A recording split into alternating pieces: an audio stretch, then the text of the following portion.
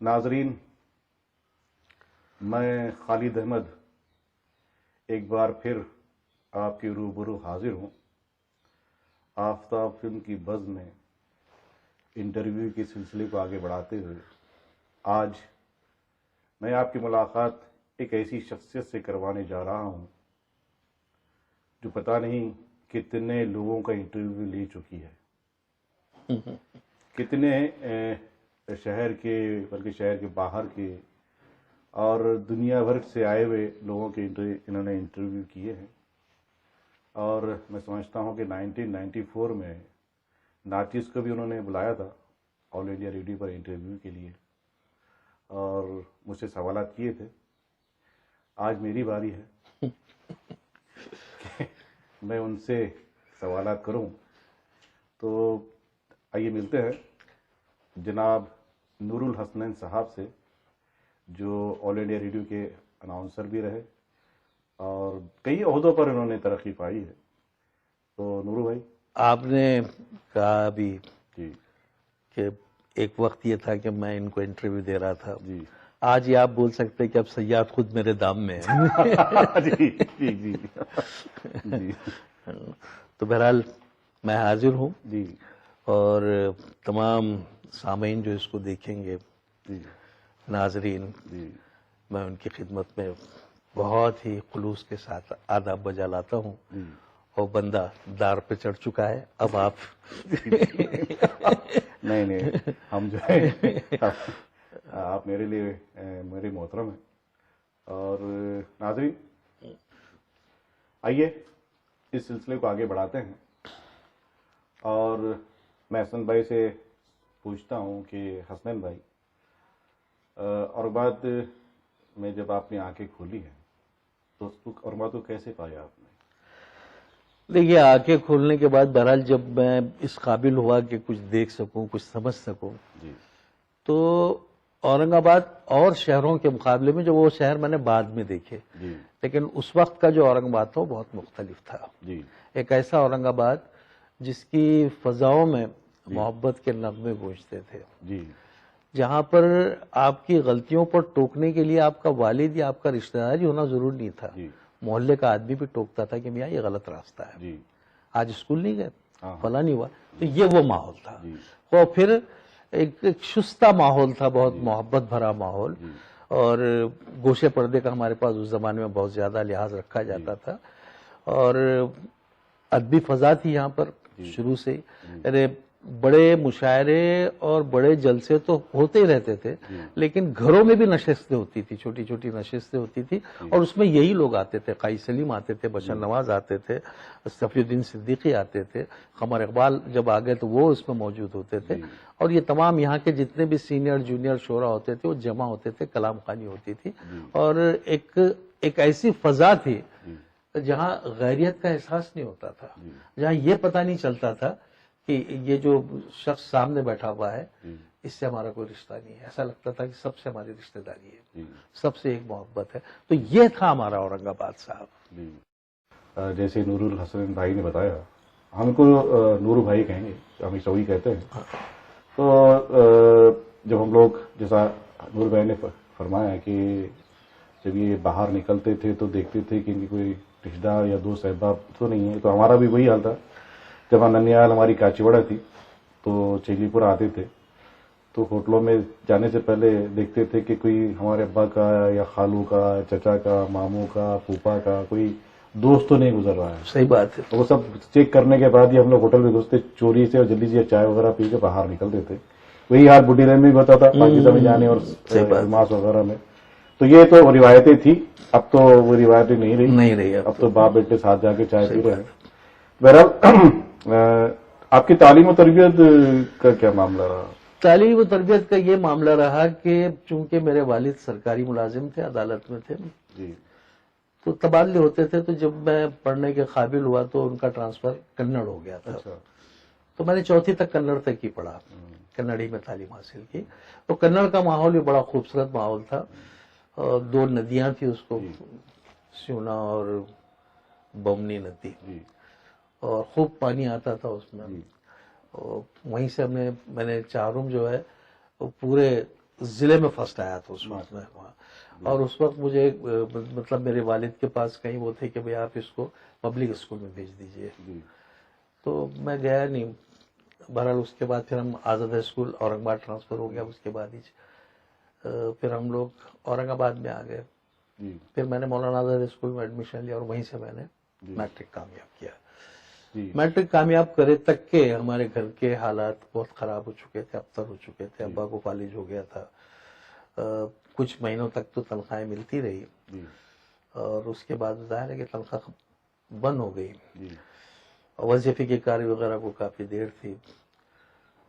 تو پھر ایک یہی تھا کہ کچھ دن تک تو امی کا زیور بھی کہا, پھر برتن بھی کیے. بہرحال یہ ساری چیزیں بھی مجھے معین العلوم میں پھر نوکری مل گئی. اچھا. تو میں نے as a teacher Moin ul Uloom join کیا. کس سن کی بات ہوگی؟ یہ ہوگی 70 کے آس پاس کی بات ہوگی, 1970 کے آس پاس کی بات ہوگی. پھر یہ سلسلہ چلتا رہا. پھر اسی بیچ میں نوکری کرتے ہوئے میں نے آزاد اسکول سے آزاد کالج میں ایڈمیشن لیا سمجھیے.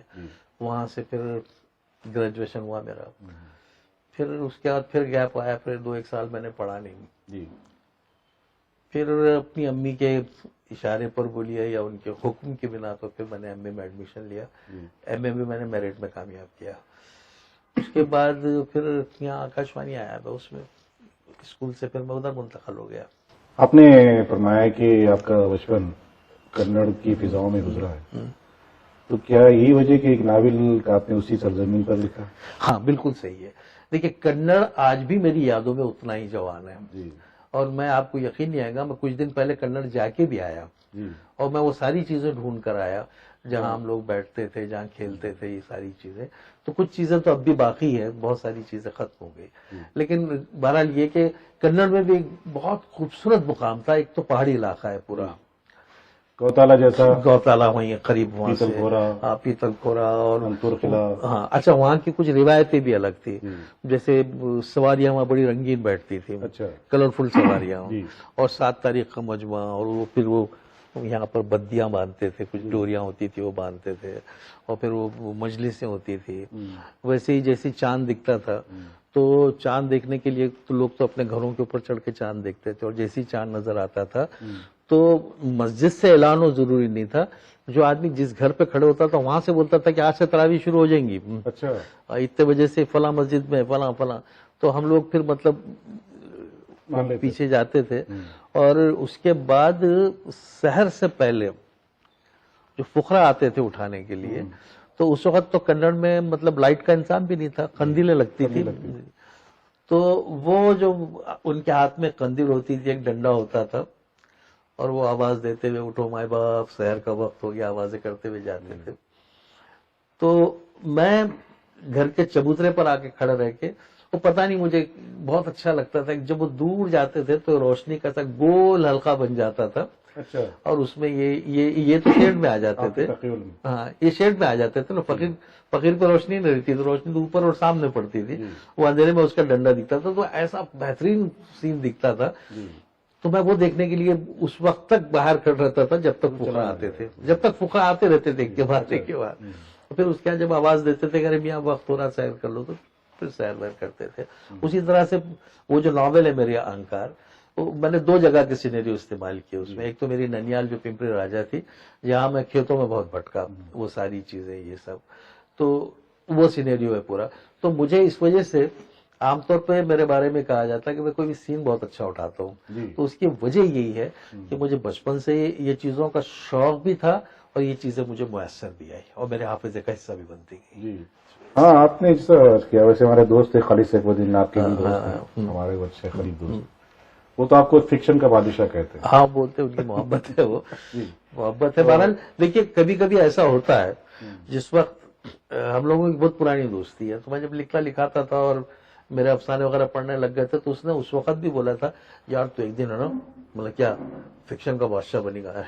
خیر یار بہت میرے سے بڑے بڑے لکھنے والے ہیں, لیکن میں ابھی بھی یہ نہیں بولتا ہوں کہ میں بن گیا, لیکن اس کی دعاؤں نے مجھے انٹرنیشنل ایوارڈ تک تو پہنچا دیا. جی صحیح ہے نا, یہ ایوارڈ تو مطلب اس سرزمین کے لیے بھی پہلا ہے. بالکل. تو بہرحال یہ ہے کہ اچھا میرے ساتھ میرے دوستوں نے ہمیشہ کوآپریٹ کیا.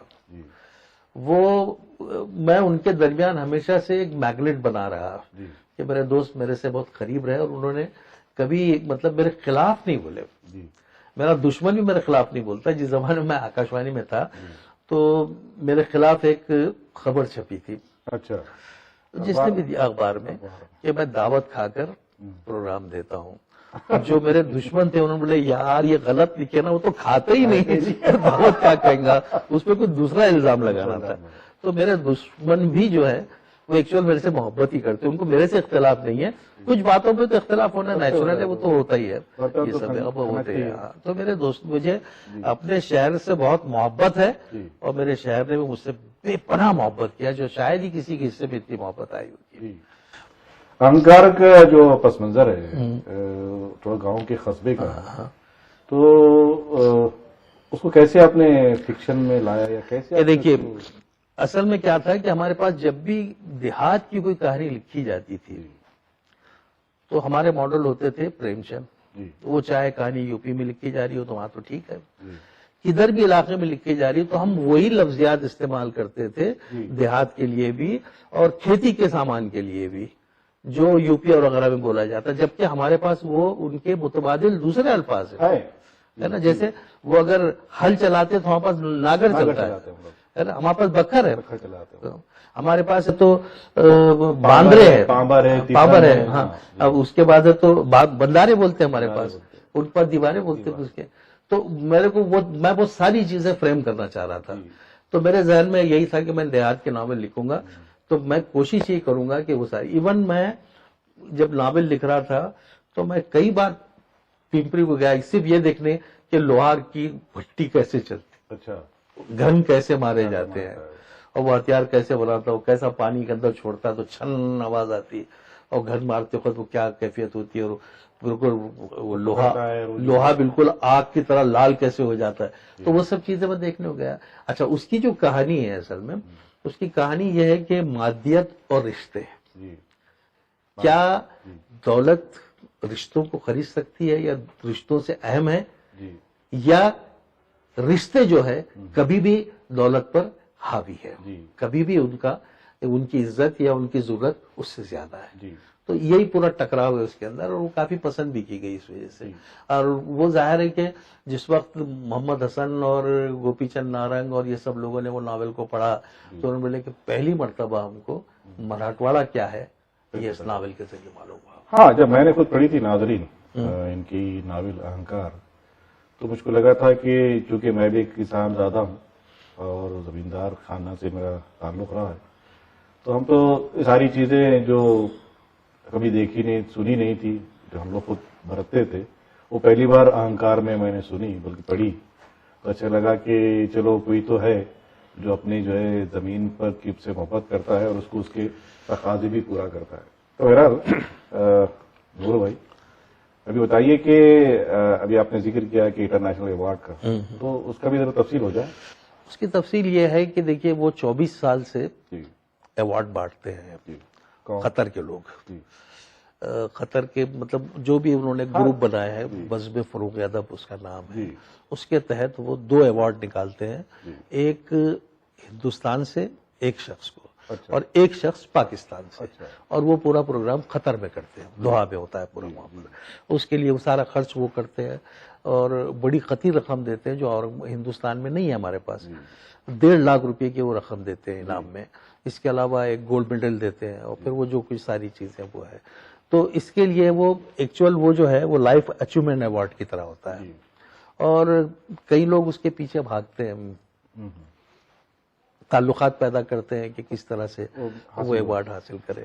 لیکن اس کی جو ہے جوری جو ہے وہ سب دلی میں بیٹھی ہوئی ہے, اور آپ کو بھی علم ہے کہ ہمارا شہر عجیب و غریب شہر ہے جو اپنی دنیا میں مست رہتا ہے.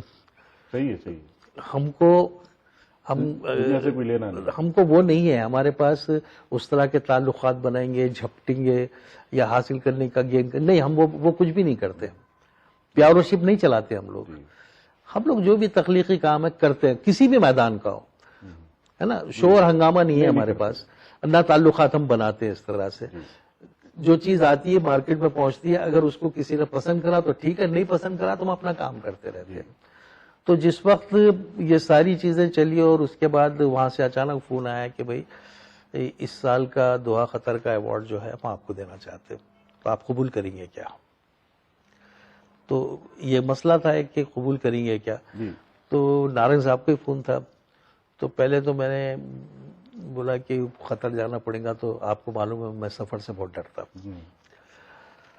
تو میں نے انکار کر دیا. سیدھی سی بات یہ کہ مولانا نصاب ہاں جب میں نہیں جاتا.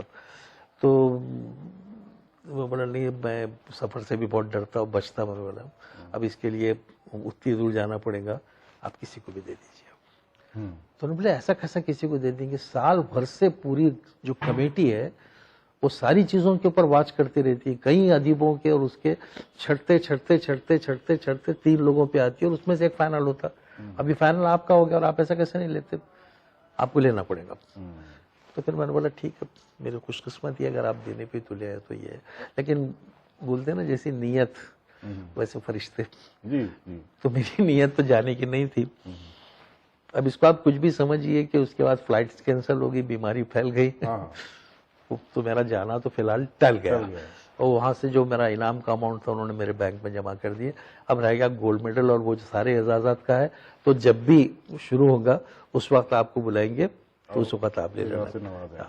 تو مجھے ایوارڈ سے، میں ایک بات بولوں، مجھے ایوارڈ سے بہت زیادہ خوشی نہیں ہوتی. اس لیے نہیں ہوتی کہ آپ کے ایوارڈ ملنے سے آپ کی لکھائی میں کوئی فرق نہیں آتا. نہیں، ظاہر سی بات ہے، کیونکہ اس میں چینجز نہیں آئے گا. لیکن وہ جو رقم ملتی وہ بال بچوں میں خرچ کرنے میں، دوست احباب میں اڑانے میں، وہ مزہ آتا ہے اس کا. تو مجھے وہ اچھا لگتا خالی. تو وہ جو رقم چاہیے تھی وہ مجھے مل چکی ہے. تو ایسا ہے بس. تو ایوارڈ، اچھا دوسرے یہ کہ ایسا بھی نہیں ہے کہ ایوارڈ غیر ضروری ہے. دیکھیے ایوارڈ ایک طرح کا آپ کے معاصرین میں ایک امتیاز بناتے ہیں. جی صحیح، ظاہر سی بات ہے نا. اب ایوارڈ ہمارے پاس بدنام بہت ہو گئے. نہیں، بدنام ہونے کی وجوہات ہیں نا جو بھی. اب میرے سے میرے ایک بہت قریب کے ساتھی اسی شہر کے، انہوں نے بولے تھے کہ ایوارڈ خریدے جاتے، ایوارڈ تعلقات کی بنیاد پہ ملتے ہیں، سب کرتے. تو میں نے بولا تھا کہ تم نے کیوں نہیں تعلقات بنا لیے؟ تعلقات بنانے کو تو پیسے نہیں لگتے. اب میرے کو یہ بتاؤ کہ اس ایوارڈ سے فائدہ کیا ہوتا؟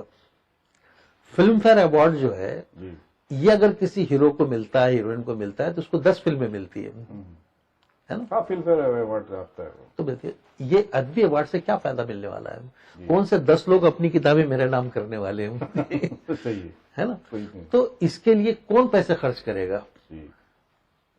تو یہ اصل میں جن کو نہیں ملتا وہ عام طور پر اس طرح کی باتیں کرتے ہیں. دیکھیے آپ میں کچھ تو صلاحیت ہو، کوئی ریکمنڈ بھی اگر کرے فرض کر لیجئے، تو وہ یہ تو دیکھے گا نا کہ آپ کس مقام پر ہیں. ایوارڈ دینے والے کون ہیں پہلے وہ دیکھے جاتے ہیں. جو بھی ہو، لیکن دیکھیے ایوارڈ جب آپ بیٹھتے ہیں نا بھائی 10 ایوارڈ ہے، اس میں 2 ایوارڈ چھوٹے ایوارڈ تو بڑھ جائیں گے، آپ جس کو بولے آپ دے دیں گے. لیکن امپورٹنٹ ایوارڈ پہ تو سوال کھڑے ہوتے ہیں کہ آپ نے کیا سوچ کے دیا، آپ نے کیا ہے ان کا ادبی خط یا کسی بھی فیلڈ کا ہو. تو وہ اپنے پہ اتنی بڑی باری تو نہیں آن دیں گے. صحیح ہے. ہاں چھوٹے موٹے ایوارڈ مل جائیں گے آپ کو کہ جو 5,000 کے 10,000 کے وہ تو مل جائیں گے. لیکن ریاستی ایوارڈ ہے، نیشنل ایوارڈ ہے، تو یہ تو مطلب اس طرح کا تو اس پہ کھیل نہیں ہو سکتا، کیونکہ سوال اٹھتا اس کے بعد، ہنگامے ہو جاتے. تو یہ ساری چیزیں ہیں. بہرحال یہ کہ میں ایک بات مانتا ہوں کہ آپ سب سے بے نیاز ہو جائیے اور کام کیجیے اپنا. اگر آپ کا کام قابل تعریف ہے، قابل ستائش ہے، تو ساری چیزیں آپ کے پیچھے پیچھے خود آئیں گی. آپ کو اس کو جا کے پکڑنے کا اور دوڑنے کا اور ہاتھ پکڑنے کا، اس کے لیے تعلقات بنانے کی قطعی ضرورت نہیں ہے، بشرطیکہ کہ اتنا ہی وقت آپ اپنے فن کو نکھارنے میں صرف کرو. تو یہ میرا تو اصول بھی یہ ہے اور میں آج بھی اس پہ کام کرتا ہوں. ہاں دیکھیے، آپ نے ذکر کیا فلم فیئر ایوارڈ کا، تو ایک ہندوستان کی بالی ووڈ میں ایک ایسا شخص بھی ہے جو ایوارڈ لیتا ہی نہیں، عامر خان. عامر خان وہ جاتے ہی نہیں ہے، لیتا بھی نہیں وہ ہے، فنکشن میں بھی نہیں جاتا بھی نہیں. اور بہت مجبور اگر کیا کہ جائے اس کو تم کو اسٹیج پر پرفارم کرنا ہے تو ساتھ ہی وہ کبھی آتا ہے. تو بہرحال ایوارڈ جو ہے دو طرح کے ہوتے ہیں، ایک جو ہے تو جو دیے جاتے ہیں اور ایک جو لیے جاتے ہیں. صحیح ہے. آپ کس کیٹیگری میں ہیں وہ امپورٹنٹ ہے، خیر چھوڑیے اس کو. بھائی دیکھیے میں آپ کو دلیپ صاحب ہے سب سے زیادہ فلم فیئر ایوارڈ کا ریکارڈ آج بھی ان کے پاس ہے. وہ اللہ کا بندہ صرف ایک بار گیا تھا، پہلا ایوارڈ جب اس کو ملا تھا اس وقت. اس کے بعد سے تو کبھی سنی دیول جاتے تھے، کبھی کوئی اور جاتا تھا اور وہ ایوارڈ ان کو لا کے دیتے تھے. اس کے بعد جو وہ ایوارڈ لینے کو نہیں گئے تو دادا صاحب پھالکے ایوارڈ جب ان کو اناؤنس ہوا تو اس وقت وہ گئے تھے، تو انہوں نے اشوک کمار کو ساتھ لے گئے تھے. اور وہ ایوارڈ ملنے کے بعد بھی وہ آدمی پہلے سیاسی لوگوں کے پاس ملنے کے لیے نہیں گیا تھا، ایوارڈ لے کے سیدھا دادا منی کے پاس آیا، اشوک کمار کے پاس، اور ان کے پاس جھک کے ان کو عزت سے ملا، ہاتھ ملایا. اس کے بعد وہ اپنی بیوی بچوں کے مطلب بیوی اور دوستوں کی طرف گیا. شناخت کی ہوئی ہے. ہاں تو ایوارڈ کے بارے میں جو ہے کئی رائے لوگوں رکھتے ہیں اور ہمیں چاہیے کہ ہم اپنا کام کرتے رہیں. کام کرتے رہیے آپ بس. ایک بیچ میں آپ نے ایک بات بتائی تھی کہ آپ نے آکاشوانی کو جوائن کیا. تو آکاشوانی کا جب اورنگ آباد میں شروع ہوئی دکن ریڈیو کے نام سے، تو کچھ بیک گراؤنڈ بتائیے اس کا بھی ناظرین کو ہمارے. دیکھیے اورنگ آباد میں پہلے سے ریڈیو اسٹیشن تھا، یہ نظام حکومت کا ریڈیو اسٹیشن تھا اور یہ بہت پاورفل اسٹیشن تھا. اس زمانے میں جرمنی ادھر ادھر ہر جگہ، لندن سب جگہ سنا جاتا تھا. مارکونی کمپنی سے ٹائی کیا تھا. اس کے بعد یہ ہوا کہ جب پولیس ایکشن ہوا، سقوط حیدرآباد ہوا، تو یہاں کا ریڈیو اسٹیشن جو ہے وہ پونا شفٹ ہو گیا تھا. وہ ساری مشنری جو تھی وہ پونا چلی گئی تھی اور یہاں وہ عمارت آج بھی جس پہ اریگیشن کا آفس ہے، سینچن پونڈ جس کو کہتے ہیں، وہ نئی بلڈنگ بنا لی ہو لیکن پرانی بلڈنگ جو ہے وہ آج بھی ہے، سارے سیٹ اپ بھی آج بھی ہے وہاں. تو اس کے بعد بہرحال یہ کہ سکندر علی وش صاحب اور انہی کی کوشش یہ تھی کہ ہمارا ریڈیو اسٹیشن واپس کرو. اور آئی کے گجرال صاحب جب وزیر اعظم تھے اس وقت یہ اسٹیشن کا مطلب ان کے زمانے میں شروعات کا آیا. اور اس سے پہلے تو بہرحال صاحب اندرا گاندھی وغیرہ سبھی فیور میں تھے، تو اورنگ آباد کو ریڈیو اسٹیشن ملا. اب اس کے بعد وش صاحب کا خیال تھا کہ 2 گھنٹے کا تو بھی اردو پروگرام دو، پورے ریجن کا یہ معاملہ ایسا ہے. تو آئی کے گجرال نے بولے تھے کہ وش صاحب یہ ڈیلی کا معاملہ ہے، آپ آدھا گھنٹہ تو چلائیے، اگر یہ بہت اچھا چلا اور اس کو وقت کم پڑا تو پھر ہم بڑھائیں گے. تو چنانچہ آدھا گھنٹہ چلا. تو آدھے گھنٹے کو بھرنا بھی بڑا مشکل تھا کیونکہ یہاں پہ وہی نہیں تھے. اچھا جب ریڈیو اسٹیشن آیا اور کبیر صاحب آئے تو لوگوں کو کیسے اسکرپٹ لکھنا وہ بھی اندازہ نہیں تھا. ریڈیو کی ٹاک کیا ہوتی ہے، ڈرامہ، ریڈیو کا ڈرامہ اور اسٹیج کے ڈرامے میں بڑا فرق ہوتا ہے. تو یہ ساری چیزیں تھی. بڑا رفتہ رفتہ آیا. تو جس وقت یہ یہاں پر اسٹیشن اداکاری میں بڑا فرق ہے، تو جب یہ یہاں پر شروع ہوا تب بننا، تو تب سے میری نظر اس پہ تھی. حالانکہ میں اس وقت معاملوں میں ٹیچر تھا تو میں جا کے دیکھتا تھا کتنا بنا، کیا ہوا کیا ہوا. اس کے بعد تو پھر جب اس کا اناگرل فنکشن ہوا تو اس میں تو مطلب پاس وغیرہ کی بغیر آنے نہیں دیتے تھے. ہاں تو اس زمانے میں یہاں پر سے ایک اخبار نکلتا تھا آج اسٹیشن سے، ہاں ریڈیو اسٹیشن سے نکلتا. تو پھر وہ شکیل بھائی سے چونکہ میں ان کے اخبار میں لکھتا بھی تھا مزاحیہ کالم فرمایا نور الحسنین کے نام سے، تو میں نے ان کو بولا یار میرے کو دعوت نامہ ہونا وہاں کا.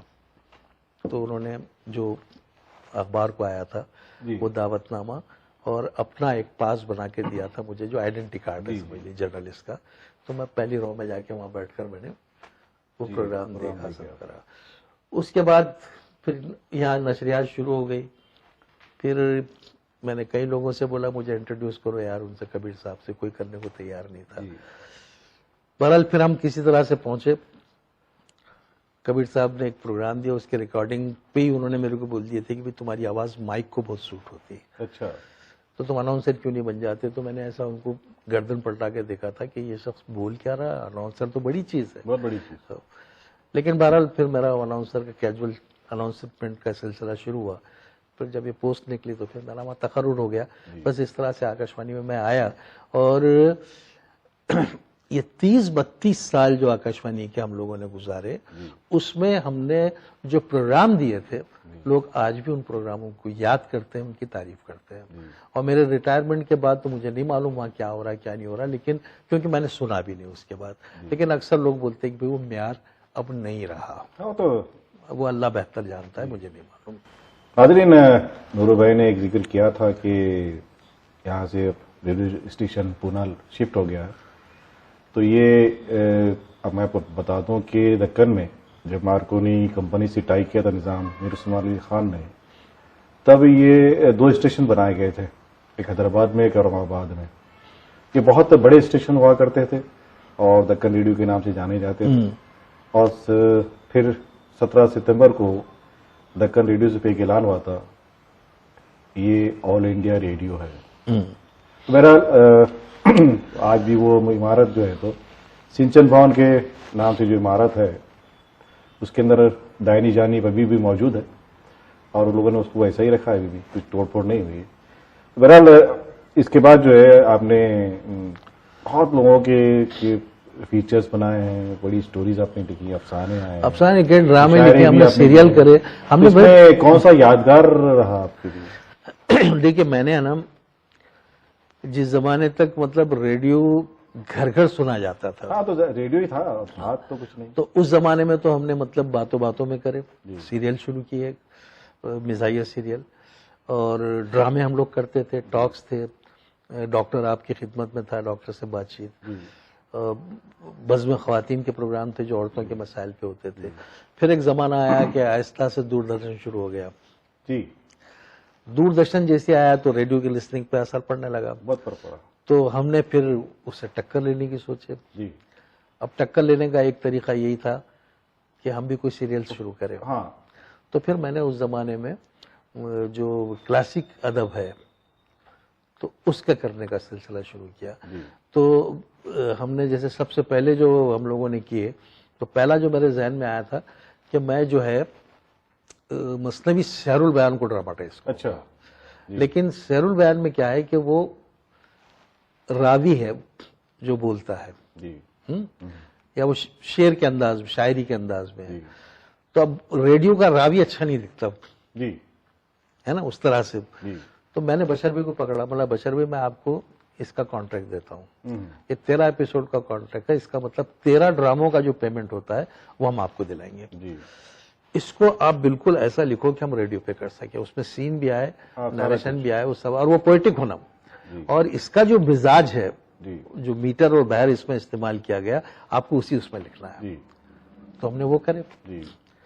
تو اس میں کئی لوگوں نے کام کیے تھے، اس میں پھر وہ ہوا. اس کے بعد تو پھر ہم نے پھر یہ ہوا کہ اب ہر بار تو نہیں مل سکتے تھے ساری چیزوں کے لیے. آکاشوانی میں ایک بجٹ کا بھی مسئلہ ہوتا. تو پھر میں نے جو دلی کا ایک یادگار مشاعرہ ہے اس کو 5 ایپیسوڈ میں کیا. اچھا. جو اورنگ آباد میں بھی نشر، مطلب اورنگ آباد میں بھی وہ کیا گیا تھا مولوی عبداللہ کے زمانے میں، جس میں سکندر علی وجد اور اشفاق صاحب اور یہ لوگوں نے کام کیا تھا اس زمانے میں.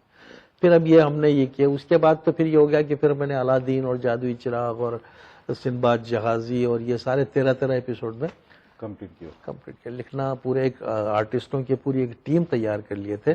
بعد میں یہ لوگ اتنے پروفیشنل ہو گئے تھے ہمارے ساتھ کام کرنے والے. پہلے تو یہ تھا کہ مجھے ایک ایک ڈائلاگ کو ہر ایک کو سمجھانے کر کے بھی بتانا پڑتا تھا، اس کو ایسا بولو، اس کو ایسا بولو. بعد میں تو یہ ہو گیا تھا کہ ہم ایک دن میں 4 ایپیسوڈ ریکارڈ کرتے تھے. 2 ریہرسل لیے کہ تیسری ریہرسل کو سب سمجھ میں آیا تھا کیسا بولنا. اور اس میں خالد سیف الدین کامن ہوتے. خامن اس طرح سے تھے کہ خالد سے ہم عام طور پر ڈاکو کا رول ہے، کئی رول کا بتا رہا ہوں نا، وہ جنات کا رول ہے، اس طرح کے. ایک سیریل میں میں نے ان کی کئی آوازیں سنی. ہاں وہ بھی کرے، کیونکہ وہ آوازیں میں یا وہی نکال سکتے تھے تو ہم وہ بھی کرتے تھے. دوست کے بھی رول کرتے تھے. میرے لیے تو یہ تھا کہ مجھے لیڈ رول بھی کرنا پڑتا تھا اور کٹ رول بھی کرنا پڑتے تھے، چھوٹے موٹے آوازیں. بادشاہ سلامت آ رہے تو کبھی خالد آواز لگاتا تھا، کبھی میں آواز لگاتا تھا. پھر باتوں باتوں میں جو ہے ہم نے خالد سے بہت بار لیڈ رول کروائے. باتوں باتوں میں یہ ہوتا تھا کہ ایک فیملی ہے، گھر کا سین، میاں بیوی ہے، اور ایک تھرڈ کیریکٹر کوئی بھی ہو سکتا ہے. تو 3 کرداروں پہ وہ ہوتا تھا. تو تھرڈ کیریکٹر تو عام طور پر میں ہی کرتا تھا اس میں. تو تھرڈ کیریکٹر میں کبھی باپ آ جاتا تھا, کبھی دوست آ جاتا تھا, کبھی سالہ آ جاتا تھا, اور ایک کامیڈی جو بن سکتی تھی وہ ہم بناتے تھے. وہ اس طرح سے خالد سیف الدین کا ہمارا ایک حصہ رہا ہے اس کے اندر, اور بہت اہم حصہ رہا ہے. بلکہ جن لڑکیوں نے ہمارے ساتھ کام کیا اس زمانے میں, اس میں سب سے زیادہ حاجرہ تو بہت بعد میں ہے جی. ہماری نقوی شاذ زہرا تھی بہت زیادہ, ان سے پہلے انویا دڑوی تھی, ان سے پہلے جو ہے تو ہمارے کیا بولتے بھائی یہ جو تھے نا, نام ہی ذہن میں نہیں آ رہا میرے, ان کے شور لیڈر بھی تھے, کانگو, سجاتا کانگو تھی. ہاں, فلموں میں کام کی, بعد میں فلم میں بھی گئی وہ. تو ہم یہ سب لوگوں کے ساتھ کام کرتے تھے. اس کے بعد پھر جب نئی پیڑھی آئی تو اس میں پھر لیڈ رول شاد کرنے لگی. پھر شکیلہ بورا ایک نام کی لڑکی آتی تو وہ رول کرنے لگی. پھر انصاری, اطہر انصاری وغیرہ نے کام کیا. حاجرہ سے تو ہم ماں کے رول کرواتے تھے, ماں کے ان کے, یا پھر بعض اوقات باتوں باتوں میں لیڈ رول دیتے تھے ان کو. لیکن وہ ایسا باضابطہ طور پہ کسی سیریل کی ہیروئن نہیں بنی, وہ ان سے اس طرح کا رول نہیں کیا. اس کے علاوہ آپ کے پاس تاریخی سیریل بھی تو ہے. تاریخی سیریل بھی کرے نا ہم نے بھائی. ہم نے تو دیکھیے 1857 پہ پوری ایک سیریل کرے 13 ایپیسوڈ کی. اس کے بعد ہے تو پھر ہم نے کئی ایسی, جہانگیر ہے, اس کے بعد تو اور بھی ایسے جو شاہی سیریلز ہو سکتے, شاہی بادشاہوں کے اوپر جو کچھ بن سکتا تھا وہ کیے ہم نے. پھر مجاہدین آزادی پہ ہم نے کنٹینیوس سیریل کرے, کئی سالوں تک چلتے رہی. ہر اس کے بعد تو ایک اس پہ ہر اس کے اوپر آدھے آدھے گھنٹے کم بناتے تھے. تو اس میں تو کبھی کوئی پنڈت نہرو کو بھی بننا پڑتا تھا, سبھاش چندر بوس بھی بننا پڑتا تھا, اشفاق اللہ بھی بننا پڑتا تھا, اور سیف الدین کچلو اور یہ سب لوگوں پہ ہم نے وہ ساری چیزیں کرے. تو آکاش وانی میں تو ایک بڑا کنٹریبیوشن ہم لوگوں کا اس طرح سے کہ جو ہمارے پروگرام ہوتے تھے تو وہ بعد میں دلی سے بھی براڈ کاسٹ ہوئے اس میں سے کچھ, اور سانگلی اور یہ وہ بھی کاپی کر دیتے, کاپی نہیں منگاتے تھے ہم سے کہ وہ بھیجو. ہاں, ہم کو یہاں اسپانسر نہیں ملتا تھا, وہاں ان کو اسپانسر بھی ملتے تھے, اور وہ ہمارے سیریل چلتے تھے وہاں پر. تو کنٹینیوس یہاں سے سیریل جاتے تھے ہمارے. بامبے ریڈیو سے تو ہمارے پروگرام نشر ہوئے, یہ ساری چیزیں نشر ہوئی وہاں سے سب پوری. تو ہم لوگوں نے کام کیے بہرحال جتنا بھی ہو سکتا تھا, کہ تنخواہ کو تو حلال کیے بول سکتے. ناظرین, اس میں جیسا نور بھائی نے کہا کہ کئی فنکار, صداکار انہوں نے دیے اورنگ آباد کو, تو اس میں سے کچھ لوگوں کے ساتھ میں نے بھی اپنی ڈاکومنٹری وغیرہ کمپلیٹ کی ہے. اس میں ہمارے ایک بھائی بھی تھے, پروفیسر فاروق محمد خان. ہاں, تو بھی کچھ انہوں نے کئی تاریخ پر, اورنگ آباد کی تاریخ پر کئی سیریل پیش کیے ہیں. اس میں میری چاچی بسر خانم, حال ہی میں ان کا انتقال ہوا ہے, انہوں نے اس میں کام کیا تھا. میں فاروق محمد خان صاحب کا ایک ڈرامہ جو میں نے, ایک فیچر بلکہ, جب تک میں ریٹائر نہیں ہوا میں تب تک سنبھال کے رکھا تھا, مجھے اب نہیں معلوم کیا ہے, جو لالا لکشمی نارائن شفیق پہ ہوا تھا. اور اس کے ریکارڈنگ کے لیے اس میں جو ممبئی سے پانی گرتا تھا, اب ممبئی تو بند ہو گئے تھے, تو میں نے جا کے اس وقت ندی میں ممبئی چالو تھے, تو میں نے وہ ریکارڈ کر کے لایا تھا وہ آواز. اور اس میں اس زمانے کا جو کلچر تھا وہ فاروق محمد خان صاحب نے بہت عمدہ لکھے تھے, کہ چونکہ اطراف گھر تھے, جب چھوٹے چھوٹے گھر ہوتے تھے, ایسی 3 منزلہ اور 6 منزلہ عمارتیں نہیں تھی. ہاں, ممبئی پہ چڑھتے ہیں بازو ہٹ جاؤ, ایسا ایک آدمی پہلے نیچے آواز لگاتا تھا, پھر چڑھتا, 3 آواز دینے کے بعد کچھ وقفہ دے کے پھر وہ ممبئی پہ چڑھتا تھا. پانی کھولنے کے بعد جب وہ بند کرنے کا وقت رہتا تب بھی وہ آواز لگاتا تھا کہ بازو ہٹ جاؤ, ممبئی سے نیچے اترتے ہیں کر کے. اور وہ اس میں جو ہے لیڈی جو جس کی آواز ہے وہ میری چاچی ہے. ہاں, فاروق خان اور میری مطلب فاروق خان صاحب کی وہ ممانی ہوتی ہے. ہاں, برابر, بسر خان, ان دونوں نے وہ آپ جس کا ذکر کرے پیش کیا تھا, اور اتفاق سے وہ سیریز میرے پاس محفوظ ہے. اور شاگنج کی گھڑی پہ بھی بہت اچھا پروگرام ہوا تھا, ان کا پتہ نہیں وہ ہے کہ نہیں, میرے پاس تو وہ والا موجود ہے. اور ماں چندر لکھا وائی کا بھی میرے پاس موجود ہے, وہ زمانے سے میں ریکارڈنگ میں ماہر رہا ہوں. صحیح ہے. تو بہرحال یہ تو ہوئی آپ کی بات. آپ کو ابھی بنگلہ دیش میں بھی ایک نصاب میں آپ کی ناول کو شارک کیا گیا ہے. ہاں, دیکھیے بنگلہ دیش میں میرا دور دور تک کوئی جان پہچان کا بھی نہیں ہے, اور مجھے اندازہ بھی نہیں ہے کہ وہاں اردو کتنی ہے کیا ہے, مجھے کچھ معلوم نہیں تھا. ایک دن صبح صبح ہی فون آیا کہ میں پروفیسر غلام محمد ربانی بات کر رہا ہوں. مجھے فرمائیے. اور بولے بھائی کہ ہم نے آپ کی کتاب کو اپنے MA کے سلیبس میں شامل کیا ہے، جی اور اس امید پہ شامل کر لیا ہم نے کہ آپ اس کی اجازت دیں گے. تو بولا بھائی اجازت ہے آپ کو بولنے کی کیا ضرورت ہے، آپ نے تو میرے لیے بڑا کام کیا، لیکن مطلب میں ابھی کتاب بھیج نہیں پاؤں گا آپ کو. بولا نہیں کتاب ہے ہمارے پاس، آلریڈی ہمارے پاس پڑھا رہے ہم. کتابیں ہیں ہمارے پاس. اب وہ یہاں جو شاید میلے ویلے لگتے ہیں نا، کتاب میلے، دلی کا میلہ ہوا ہوگا، انٹرنیشنل میلہ ہوتا وہاں پر، تو شاید اس میں آئے ہوں گے، لے گئے وہ لوگوں نے. تو بہرحال وہاں میری کتاب شامل ہوئی. اور اس کے بعد دوسری خوشی کی بات جو یہ ہے کہ وہ کتاب تو وہ لوگ میرے سے اس طرح سے انٹروڈیوس تو ہو ہی گئے تھے، پھر انہوں نے کچھ میری فون کے اوپر ہی فونک باتیں کر کے ریکارڈ کی انہوں نے، میری زندگی ہے یہ وہ جو کچھ بھی ہے وہ ذرا سی. اس کے بعد ہے تو پھر وہی ربانی صاحب نے میرے کو فون کر کے بولے کہ آپ کے 3 افسانے ہم کو بھیج دیجئے، میں اس کو بنگالی میں ترجمہ کرنا چاہتا ہوں.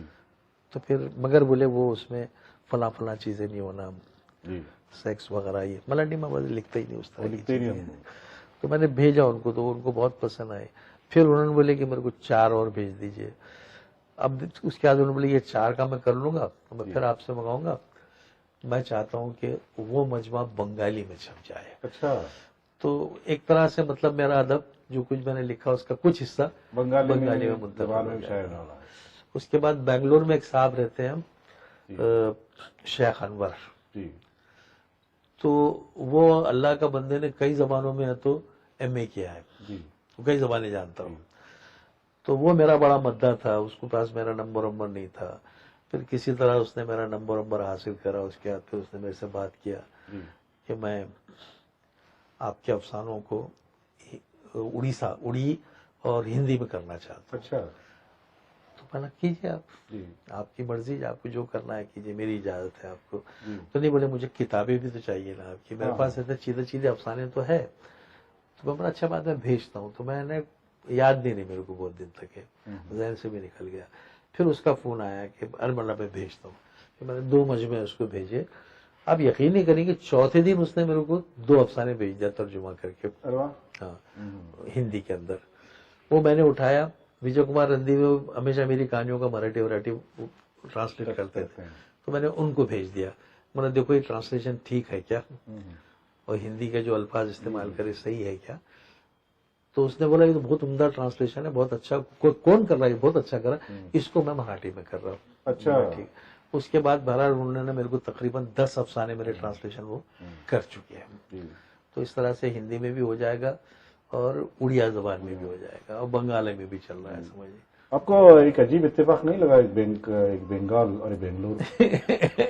پتہ نہیں میرے نام کے. اچھا، بنگال سے بھی ایک تحریک اٹھتی ہے اور بنگلور سے بھی ایک تحریک. میں آپ کو حیرت میں ڈالنے والی ایک بات اور بھی بولتا ہوں کہ بچپن میں مجھے میرے گھر میں بابو بلاتے تھے. اچھا، تو وہ بھی 20 سے تھا.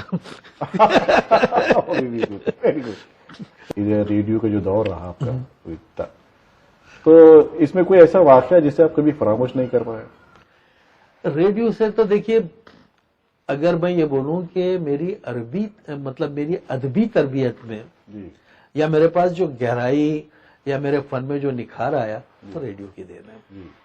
کیونکہ ریڈیو کے لیے مجھے بلا ناغہ کچھ نہ کچھ لکھنا ہی ہوتا تھا، ہے نا. جب کچھ لکھنا ہے آپ کو تو آپ کو اس سے زیادہ پڑھنا بھی پڑتا تھا. تو میرا مطالعہ ہوا، میرے کو لکھنے کے موقع ملے. اس کے علاوہ جو پرسنالٹیز آتی تھی جن کا میں انٹرویو کرتا تھا، مجھے ان سے بہت کچھ سیکھنے کو ملتا تھا. تو جیسے جوگندر پال ہے، جس زمانے میں نے پال صاحب کا انٹرویو کیا تھا، اس زمانے میں افسانے کے اندر کہانی پن اور کہانی پن کے غائب ہونا. کہانی ضروری ہے کہ کہانی پن ضروری نہیں ہے، یہ ایک بڑا مسئلہ تھا. تو پال صاحب یہاں آئے، تو میں نے پال صاحب سے کہانی پن پر انٹرویو کیا. اچھا. تو پال صاحب جینیس آدمی تھے، وہ جتنے بڑے کہانی کار تھے اس سے بہت بڑے انسان تھے اور بڑی محبتوں کا انسان تھا. یعنی پال صاحب سے ملتے وقت کبھی یہ احساس نہیں ہوتا تھا کہ ہم کسی ایسے آدمی سے مل رہے جس سے ہمارا کوئی رشتہ نہیں ہے، جس سے ہمارے مذہب کا بھی رشتہ نہیں ہے نا. لیکن پال صاحب کے پاس ایسی محبت اور شفقت ہوتی تھی کہ جی چاہتا تھا کہ ان کے سینے سے لگ جائے. اور بالکل بچوں کی طرح ٹریٹ کرتا تھا. آدمی اس کا جواب نہیں، یار بہت بڑے آدمی تھے. تو میں نے جب ان سے کہانی پن کے اوپر سوالات شروع کیا تو انہوں نے میرے کو وہاں سے شروع کیا کہ بھئی کہانی یا افسانہ جو ہے جی یہ فسان سے آیا ہے. اچھا. فسان میں جب تک فسانہ نہیں ہوگا تو کہانی کیسے بنے گی؟ جی کہانی جب آپ بول رہے ہیں تو وہ کہانی ہی ہے. جی اب یہ جو ساری باتیں جو سوالات ہیں جی یہ اس کے اسلوب پر ہے. جی یہ اس کو کس ڈھنگ سے پیش کرنا ہے اس پر یہ باتیں ہیں. جی تو ڈھنگ امپورٹنٹ ہے جی. یا کہانی امپورٹنٹ ہے یہ تم کو سوچنا ہے. کیا بات. ایک تو آپ کو سوچنے کے لیے آپ کو انہوں نے وہ بھی دیا، پیمانہ ہی دے دیا. پیمان دے. تو اس واسطے میرے پاس جو میں نے جدید کہانیاں لکھا اس زمانے میں، لیکن میری وہ جدید کہانیاں بھی بغیر کہانی کے نہیں ہیں. جی تو اسی وجہ سے جب میرا پہلا مجموعہ آیا سمٹتے دائرے تو میں پہلے مجموعے سے ہی میں اسٹیبلش ہو گیا تھا کہ میرا نام تقریباً ادب میں لوگوں کو یاد ہو گیا تھا کہ اس میں دونوں قسم کی کہانیاں تھیں. ابسٹریکٹ کہانیاں بھی تھی، مطلب جدید کہانیاں بھی تھی، اور ایک جو کہانی کی لہر بن رہی تھی جو تمثیلی کہانیاں جس کو ہم بولتے ہیں وہ بھی کہانیاں تھی. تو اس لیے میرے کو اس پہ مجھے بہت زیادہ رسپانس بھی ملا اور میرا نام بھی بننا شروع ہو گیا تھا وہیں سے. تو بنگلہ دیش کا دیکھو اس طرح سے ہوا کہ وہاں میرے کوئی جانتا نہیں تھا، ملنے لیا. لیکن بہرحال وہ کتابیں سفر کرتی، آدمی سفر نہیں کرے اتنا تو کوئی بات نہیں، لیکن کتابیں ضرور سفر کرتی ہیں. تو پھر وہ کتابیں وہاں تک پہنچی، ان کو پسند آئی، انہوں نے اس کا انتخاب بھی کیا.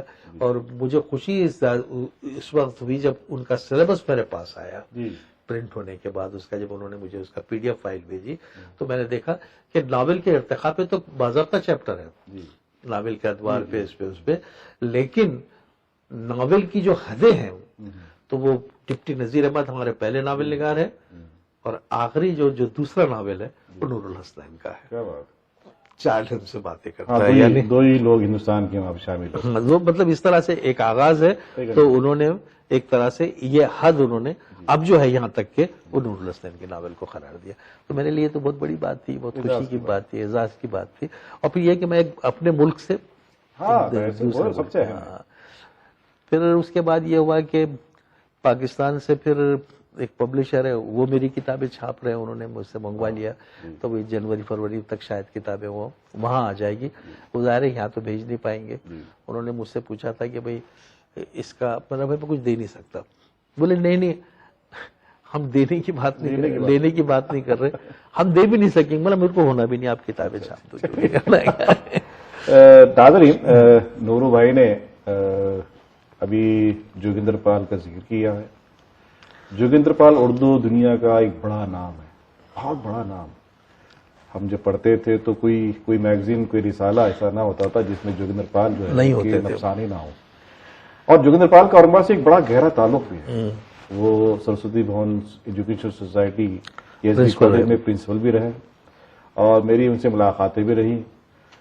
پچھلی بار جب وہ اپنی بیوی کے ساتھ آئے تھے آخری سفر وہ میں نے بھی شوٹ کیا تھا اور میں اس پہ شامل تھا. میری خوش قسمتی تھی کہ میں جوگندر پال کے ساتھ کئی گھنٹے میں نے بتائے ہیں. تو جوگندر پال ایک بڑا نام تھا، اور وہ رہنمائی کریں نورو بھائی کی تو اس سے بڑی بات کیا ہو سکتی تھی. نورو بھائی، ایک بات بتائیں کہ ریڈیو میں آپ نے جو صداکار پیدا کیے ہیں تو ان میں بڑے بڑے نام کون کون سے ہیں؟ تو دیکھیے، ایک تو خود جو آپ کا میرا مشترکہ دوست ہے خالد ہے. ہم دو خالدین ہی. ہاں، دو خالدین ہیں. میرے حصے میں دو خالد آئے. تو خالد سیف الدین ہے. اس کے بعد ہے تو یہ لڑکیوں کے نام تو میں آپ کو بتا ہی چکا اس میں جو تھے. اس کے بعد ہے تو متین احمد ایک تھے جو آزاد کالج میں شاید 11-12 کے کچھ پڑھاتے ہیں، وہ ہیں. اس کے بعد ہے تو اب اقرام وہ ہیڈ ماسٹر ہے لڑکا صلاح الدین، وہ ایک اچھا آرٹسٹ تھا ہمارے پاس. موئز ہاشمی تھے، اور اس کے علاوہ اور بھی کچھ لوگ تھے بہت سارے. تو یہ ان لوگوں نے اس سے آگے کوئی بڑھے کہ لوگ مطلب اور بعد میں رہے؟ بھائی نہ میں آگے بڑھا نہ خالد آگے بڑھا، ہم ریڈیو کے باہر گئے ہی نہیں. نہیں، خالد سیف الدین تو میری فلم میں اکثر ہے. اورنگ آباد بھی ہے نا. نہیں، میری فلمیں تو دنیا بھر میں چل رہی ہیں. نہیں چلے کہیں بھی. بھائی ویسے تو دیکھیے میں نے بامبے کی سیریل کیا تھا زہر جو ہے، جس میں وکرم گوکھلے اور نشی گنداوڑ نے کام کرے نہیں، آپ ایک نام بھول رہے ہیں، میرا اشارہ اس طرف تھا، بشر نواز صاحب کی، ہاں جو بالی ووڈ تک پہنچے اور بازار میں انہوں نے فلم بھائی بشر نواز تو ہم لوگوں کے ایج گروپ کے نہیں ہے نا، وہ تو ہم سے سینئر آدمی ہے، بڑے آدمی ہے، اور ان کا تو ہم بہت ادب احترام سے نام لیتے. میری تو تعمیر میں ان کا بہت بڑا ہاتھ ہے، ادبی تعمیر میں. اگر میں بشر نواز اور حمایت علی شاعر کو ہٹا دوں تو میرے پاس کچھ بھی نہیں بچے گا. تو وہ تھے. تو میں نے وہ وکرم گوکھلے، نشی گنداوڑکر اور شری رام لاگو، اس کے گواہ تو ہمارے آپ کے فوٹوگرافر فہیم بھائی بھی، وہ بھی سیریل میں وہ بھی آتے تھے ہمارے ساتھ. تو وہ ساری چیزیں تھی وہاں پر. تو وہ ہوا. لیکن اس کے بعد یہ ہوا کہ پھر میری بیوی کا ایک حادثہ کی موت ہو گئی. اس کے بعد پھر میں نے بامبے چھوڑ دیا. حالانکہ نہیں تو میرے کو وہاں پر 2-1 آفر اور تھے، لے کے بھی گئے تھے انہوں نے مجھے اپنے ساتھ. تو مگر اگر میں وہ نام شہرت کے پیچھے بھاگتا تو میرے بچے ہاتھ سے نکل جاتے. مجھے اپنے بچوں کا کیریئر زیادہ پسند تھا، ان کو میرے کو دیکھنا زیادہ ضروری تھا. میں نے چھوڑ دیا. بمبئی چھوڑنے کی وجہ بچوں کا مستقبل، بس اور کیا ہو سب سکتا. بچے وہاں رکھ لیتے. کس وہاں تو خود میرا دل لگتا نہیں تھا، تو بچوں کے کیا لے کر رہوں گا. نہیں. کام جب تک ہے، جب تک ہم لوگ رہتے تھے، جس دن شوٹنگ ختم ہوتی تھی اسی دن شام میں ہم بس میں سوار ہو جاتے تھے ہم لوگ. میں ایک بات اکثر کہتا ہوں کہ میری ایجوکیشن چونکہ بامبے میں ہوئی، تو وہاں پر میں آج آپ کے سامنے بیٹھا ہوں، اور ورنہ میں آپ کو شاید رکشہ میں لا کے چھوڑنے والا ہوتا. ارے نہیں جی، ایسا نہیں ہے. دیکھیے ہم بچپن میں لوگ چاہیں جو فیصلے کر لیں، لیکن ہمارے فیصلے تو اوپر لکھے جاتے. ہاں وہ تو ظاہر ہے، لیکن تربیت کا، استاد کی تربیت کا بھی استاد یہ سب آپ کی قسمت میں پہلے سے لکھ دیے جاتے ہیں کہ وہ آپ کو کس طرح تربیت دیں گے، کیا دیں گے. کوئی وہ نہیں ہے. اب میں آپ کو بتاؤں، میں بچپن سے ہی ڈراموں میں کام کرتا تھا، اور میرے جو ڈرامے کے گرو تھے مولوی شیخ احمد صاحب. اچھا. مولوی شیخ احمد صاحب نے مجھے وہ ٹریننگ دی تھی جو شاید فلم کے اداکاروں کو بھی نہیں ملتی. اچھا. یہ ایسا ڈائلاگ ہے، تو بولتے تھے بیوقوف، اس پورے جملے میں صرف ایک لفظ ہے جو اس کو کی ورڈ بولتے. اچھا. اس پر اسٹریس دے گا تو یہ فرق، یہ اٹھے گا، یہ ڈائلاگ اٹھے گا، ورنہ تو فلیٹ چل جائے گا.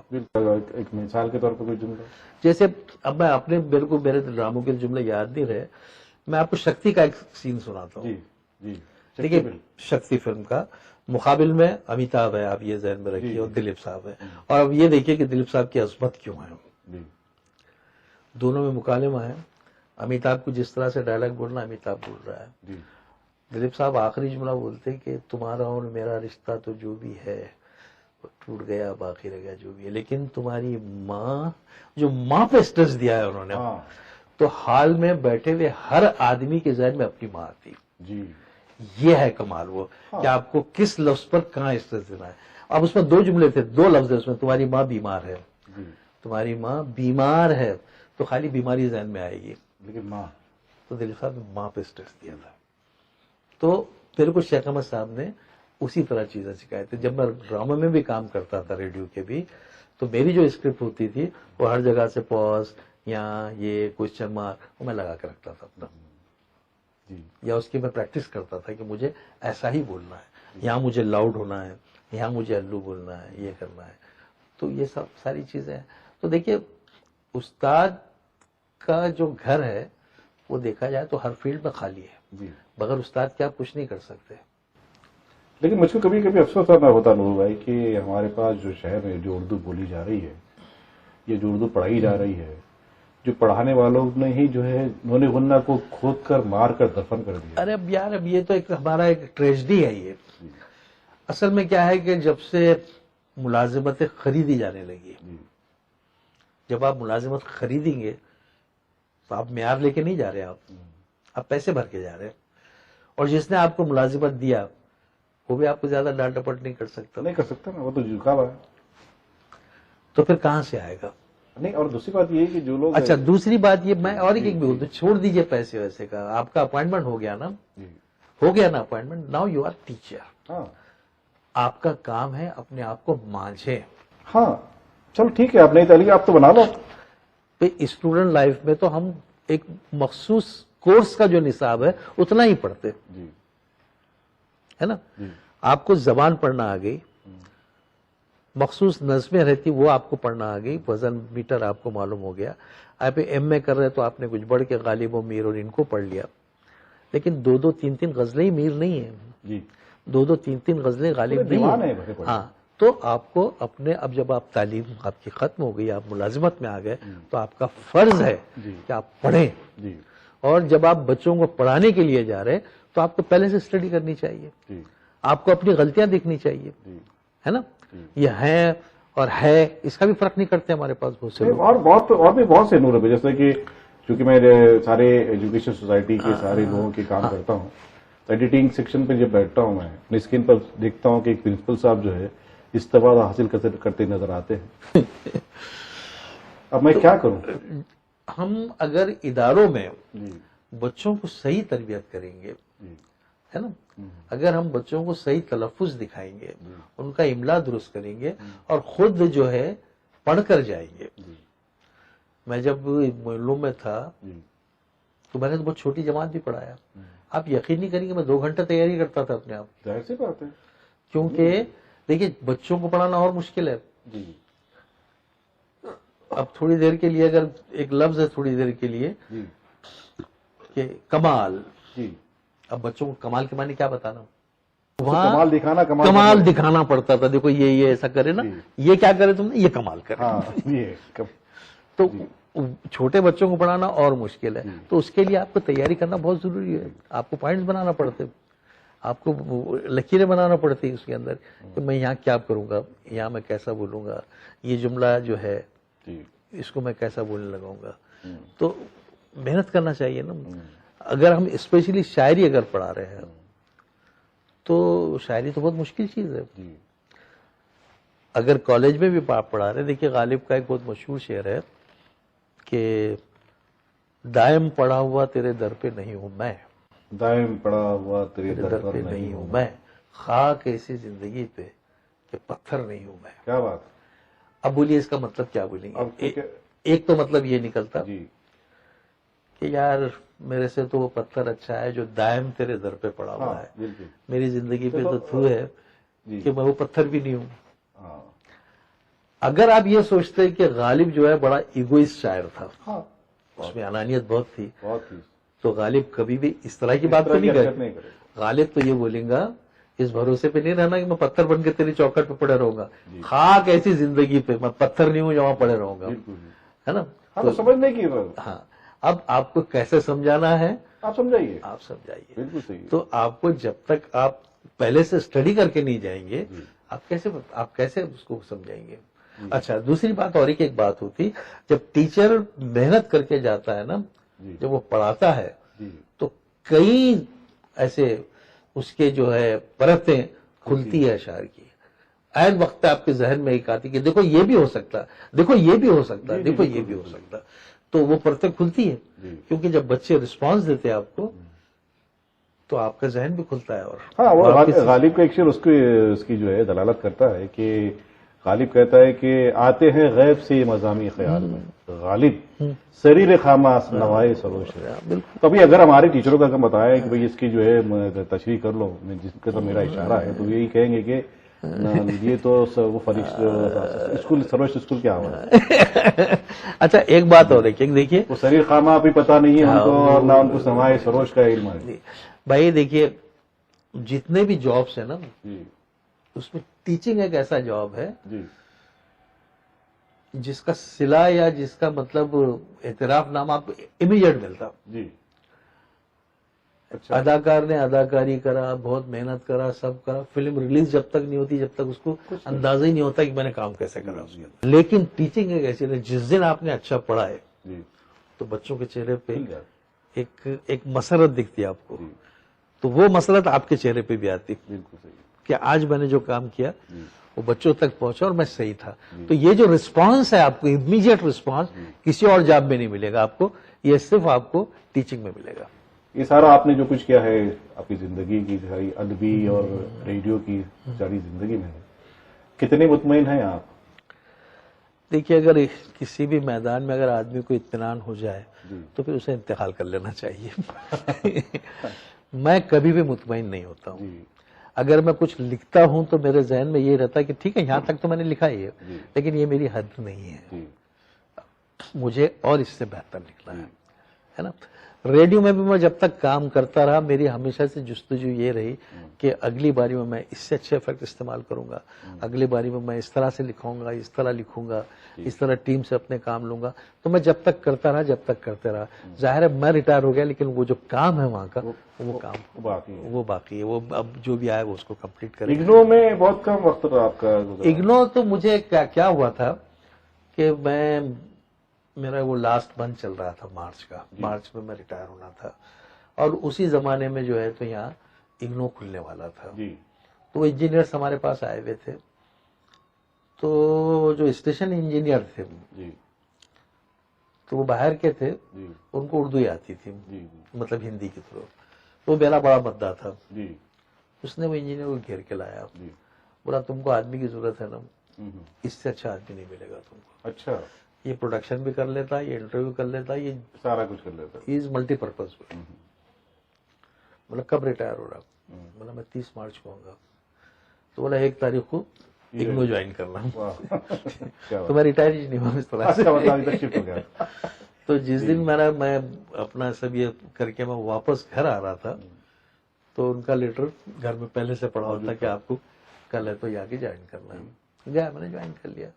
تو وہ تعلیمی وہ تھا، لیکن وہاں زیادہ کام نہیں تھا، ان کا یہ تھا کہ بھئی مہینے میں آپ کو 2 پروگرام پروڈیوس کرنا ہے، اچھا ہے نا، وہ کچھ بھی ہو سکتے، اور باقی جو مختلف ان کے پاس سے سیڑھیاں آتی تھی پروگرام کی، اس کو سننا اور اس میں سے نکالنا آپ کے علاقے کے حساب سے، ان کو شیڈول کرنا، وہ وہاں پہنچانا، وہ پروگرام وہاں سے براڈ کاسٹ ہو گیا، کیونکہ براڈ کاسٹ جو ہے آکاشوانی سے ہوتا تھا، ہم کو ایک اسٹڈی، تو ہماری جو ٹائمنگ تھی وہ ٹائمنگ پہ ہم کو اسٹڈی مل جاتا تھا، تو ہماری ایک الماری وہ سب وہیں تھی، وہیں ساری چیزیں رکھی ہوئی تھی۔ ایک مرتبہ ایک نوشاد جو میوزک ڈائریکٹر ہیں، نوشاد اعظم کہلاتے ہیں، ان کے بیٹے رحمان نوشاد کا انٹرویو لے رہا تھا، وہ خود ایک بڑے فلم ساز ہیں، تو میں نے ان سے یہی پوچھا تھا کہ ایک سوال میں نے کیا تھا کہ نوشاد صاحب کی سب سے اچھی مطلب گانا یا ان کی میوزک جو انہوں نے دی تھی وہ کون سی تھی؟ انہوں نے مجھ سے کہا تھا کہ نوشاد صاحب خود کہتے تھے کہ ابھی تک وہ آیا ہی نہیں، وہ جو میرا جس پہ میں خوش ہو جاؤں یا جو میری معراج ہو وہ ابھی تک بنا ہی نہیں مجھ سے، تو بہرحال انسان جو ہے کبھی اپنی جو ہے مطمئن ہونا بھی نہیں چاہیے، یہی اس کی معراج ہے۔ ایک سوال آپ سے آخری، اور شاید اپنے عروہ بھائی، اس شہر نے آپ کے لیے جشن نور الحسن بھی منایا ہے، چل رہا ہے ابھی سلسلہ، یہ اس کے بارے میں بتائیں۔ دیکھیے یہ میں تو مطلب ان لوگوں میں سے ہوں جو ہمیشہ سے شہرتوں سے دور بھاگتے ہیں، میں بہت کم اپنے بارے میں آرٹیکل بھی چھپواتا ہے یا کوئی ایسی نیوز بھی اگر آئی تو میں نے خود سے کبھی جا کے دیا نہیں۔ اب جیسا آپ جانتے ہیں کہ خالد جو ہے میرا بہت گہرا دوست ہے، بہت گہرا دوست، میرا بھی خواہ، تو اس کے ذہن میں یہ بات کیسے ہے مجھے تو نہیں معلوم۔ نہیں یہ کئی ہم لوگ تو ساتھ بیٹھتے ہیں نا، سالوں سے ساتھ ہیں، تو اکثر وہ کہتے تھے کہ یار نور الحسن میں جشن منانا ہے، بس تو وہ اسی کا ایک دن اس کی شروعات بھی کر دی۔ ہاں تو وہ انہی کا وہ تھا، جب وہ پہلی بار آیا تو میں ہنس رہا تھا، جب اس نے میرے سامنے رکھا لگا ہو گیا کہ میرا کیا جشن منا رہا، تو بولا نہیں تیرے کو کیا کرنا، تیرے کو اعتراض، بولا میرے کو اعتراض بھی نہیں ہے، لیکن یار بولا تم کو کیا کرنے کا، بس تم کو کچھ نہیں کرنا ہے، جس دن میں تم کو بولوں گا اس دن نہا دھو کے کپڑے پہن کے آ جانا خالی، بس تمہارا اتنا ہی کام ہے، بولے ٹھیک ہے آ جاؤں گا۔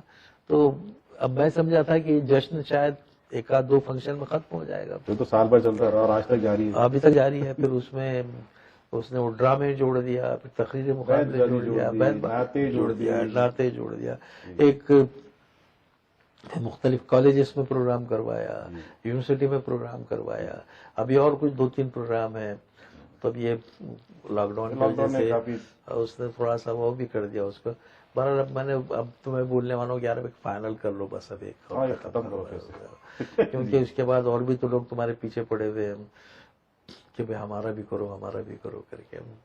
تو بہرحال یہ ہے کہ سلسلہ ہے، اور میں یہ بولوں نا کہ میرے شہر نے بہت محبت کیا، محبت کرتا ہے، تو میرے دوستوں نے بھی میرے بہت جانثار دوست ہیں، اور اس لحاظ سے میں خوش قسمت ہوں کہ جو کچھ نام، شہرت، جشن میری حیاتی میں ہو جا رہا ہے، اس سے اور کیا بڑی بات ہے۔ صحیح ہے، ورنہ لوگ تو بشر نواز کو ہمارے مال کو بھول صحیح گئے۔ بات ہے۔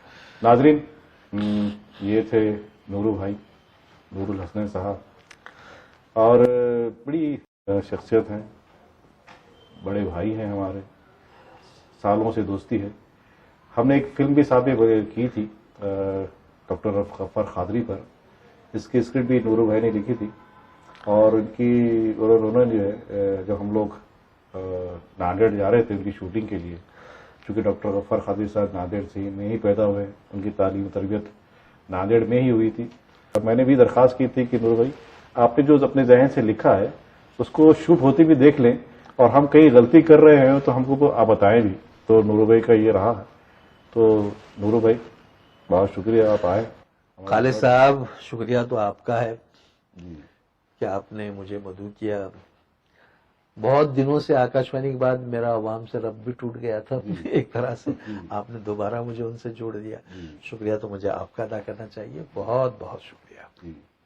ناظرین، ملتے ہیں پھر اگلے انٹرویو پر، پھر کوئی شخصیت میرے سامنے ہوگی، پتہ نہیں کس فیلڈ سے ہوگی۔ تب تک کے لیے اجازت دیجیے، بہت شکریہ، خدا حافظ۔